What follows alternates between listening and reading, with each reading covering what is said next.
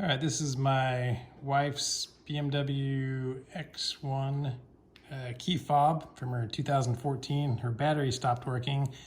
Unfortunately, this one does not have the panel on the back that you can open to replace the battery. It has a battery soldered in. So we're gonna replace it today.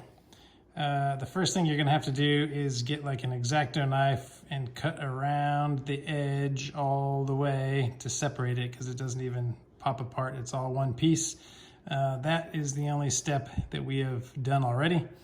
And once you cut all the way around it, this piece will lift off and you will see a circuit board in here. These are the buttons that get pressed when you press the key buttons. And this thing is just loose in here. You can take it out. You can see that this is the battery that we're going to replace. We already ordered one on eBay and it came in. And if you look closely, you'll see two posts, one here, with the solder on it, holding it in. So we're going to have to use a solder gun and heat this up and disconnect it from these two posts and solder a new one in. So that's all that's really required. But I'm going to show you the new battery and how to do that. Okay, this is the new battery that we got from eBay. You can see that there are two posts on it. It's the same color, looks the same as the one we got off. Here's a close-up of the markings so you can see them. And I think it was called like a 90-degree battery because the two posts are 90 degrees apart. So we're going to go ahead and get the old battery out first. Okay, if we flip this over, I've never done this before, so we will experiment together here, and hopefully you can see this well. All right, so I got my soldering iron heated up already. Just gonna touch the solder points here, and they are quickly turning to liquid.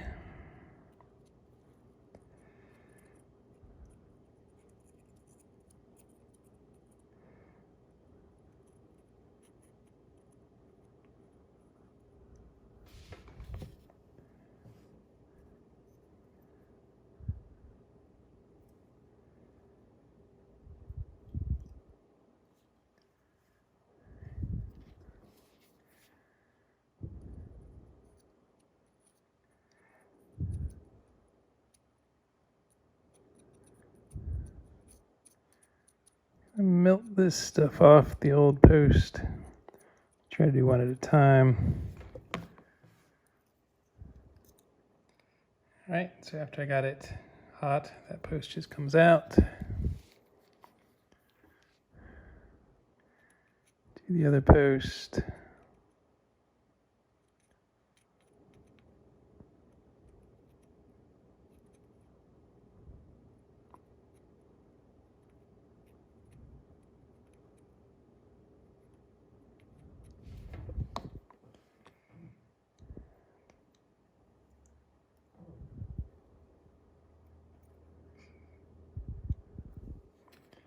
Being a little more stubborn. Let's keep at it till it fell off. All right, now let me grab my new battery. I've got some new solder here, the roll of it that we can put on. All right, so I'm gonna line the new battery up the same way the old battery was. You can see this post right here is really thick, and this is a big hole on that side now. So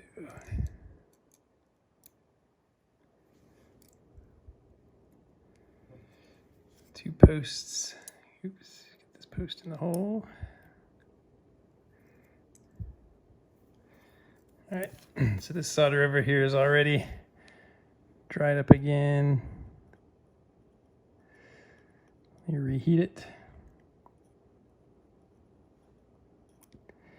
Okay, I can't see it, but yep. So that post popped back in. So we got both posts in place. Set it down on the battery. Get this old one out of the way.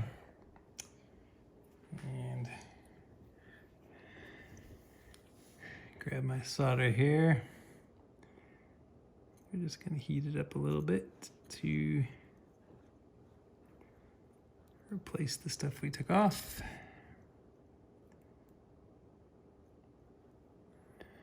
Should just take a little bit. Okay, that's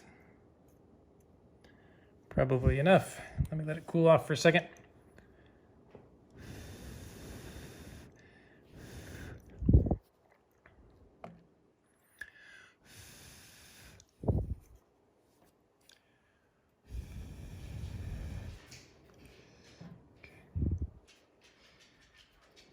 I'll gently pull on it.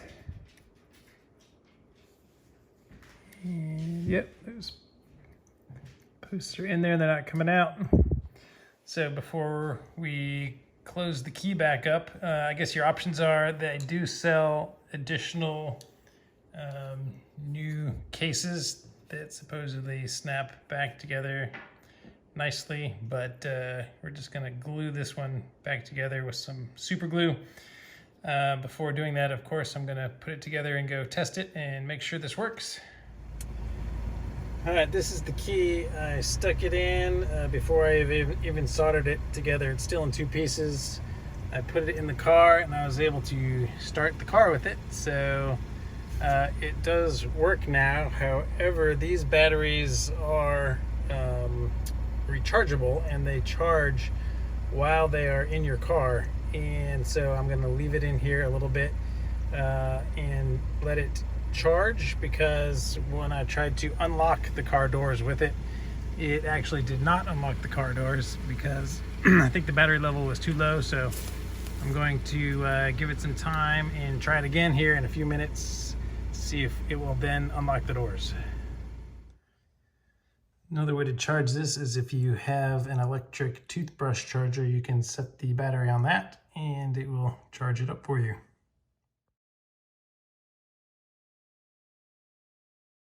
Okay, I've been reading and trying many different things online after replacing this battery to get the key to work for the lock and unlock. I'm still holding it together. As you can see, nothing's working yet. So the latest thing I read, I'll test it out live, is to put the key in and wait 20 seconds.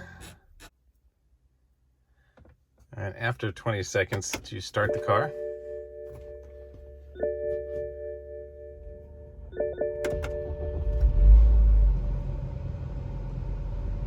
And then turn the car off. Just give it a second. Remove the key. And nope, that did not work. So let me try a slightly different.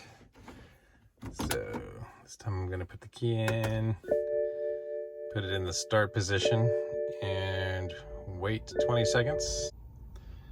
Okay, then foot on the brake, start the car.